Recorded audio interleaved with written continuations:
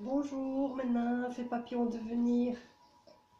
Alors, aujourd'hui, on est le 45, non, 44e jour du défi de Lilou.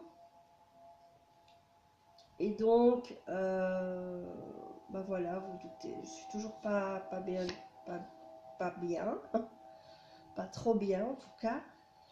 Donc, voilà, toujours une petite vidéo. Euh, Plutôt audio. Et donc le 44e jour, c'est matériel versus spirituel. Alors, Edgar Tolle a mis une petite phrase, enfin, on a mis une petite phrase d'Edgar Tolle qui est: la vraie renonciation n'est pas de renoncer aux choses matérielles, c'est plutôt de renoncer à l'attachement, à l'identification.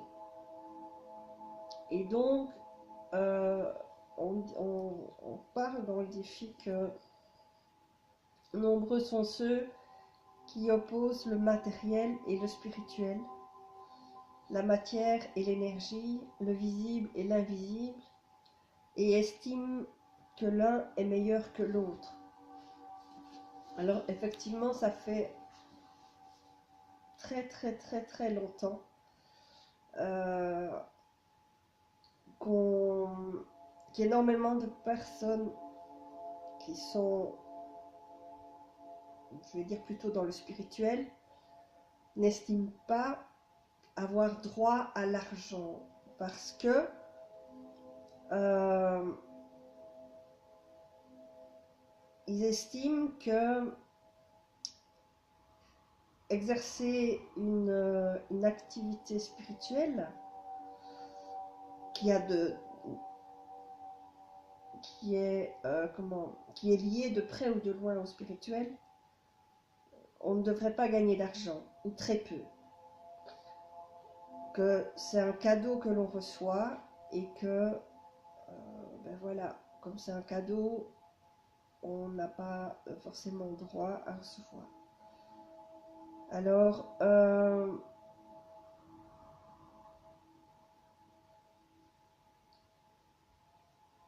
donc, inversement, ce qu'ils expliquent, c'est que, ben, selon ces conceptions, ceux qui construisent ou vendent des armes, ceux qui spéculent sur les matières premières, peuvent gagner beaucoup d'argent.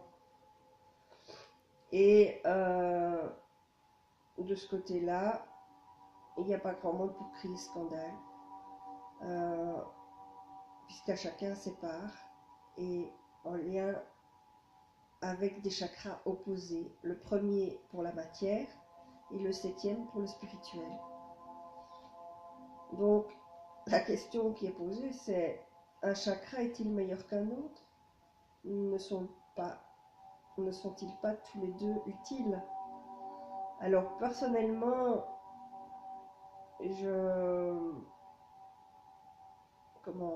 j'essaye euh, je me dis, bon, à l'heure actuelle, enfin, peu ont reçu des dons venus du ciel, entre guillemets. On s'est formé, on a suivi des formations, on a fait plein de choses pour arriver où on en est.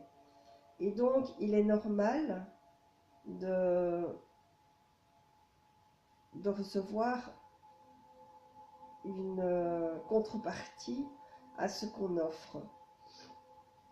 Euh, Maintenant, c'est clair que on a fait depuis de nombreuses années, depuis des siècles, depuis voilà, de nombreuses vies, je dirais même, des pactes euh, d'un truc ou l'autre, enfin voilà, des pactes de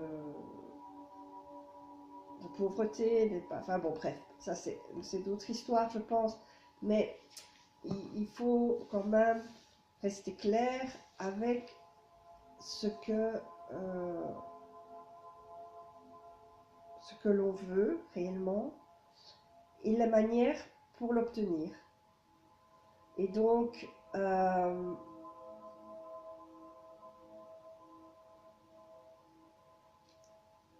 je pense que tout le monde a droit à la richesse. Et personne n'a le droit de se priver. Et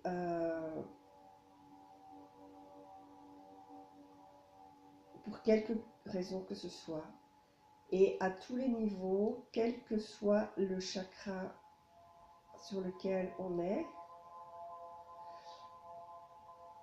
il a le droit d'être lié au matériel aussi. De toute façon, tout doit être aligné. Et donc, si on travaille effectivement avec le 7e chakra, si nos chakras doivent être alignés, le premier doit être aligné avec le 7e aussi. Et donc, le matériel doit arriver également. Enfin, ça me paraît logique. Alors, on donne je posterai la vidéo dont il propose d'écouter. C'est les propos d'Edgar Tolle,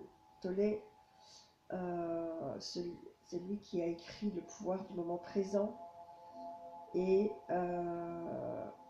il parle de la compatibilité entre richesse matérielle et spirituelle. La vidéo est un peu lourde à écouter, donc, mais c'est pas très long, ça dure 7 minutes, donc prenez votre mal en patience, mais écoutez-la, ça vaut quand même la peine. Donc l'exercice du jour, c'est nommer 2 personnes riches et 2 personnes pauvres, financièrement parlant. En deuxième, au-delà des apparences, pouvez-vous voir, ressentir qui elles sont vraiment.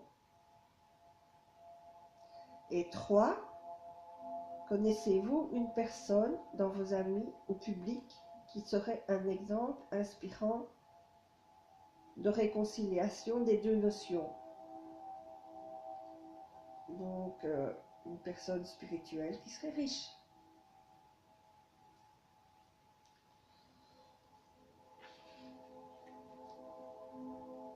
Je vais devoir y réfléchir parce que personnellement, comme ça, j'en vois pas trop. À part Lilou peut-être.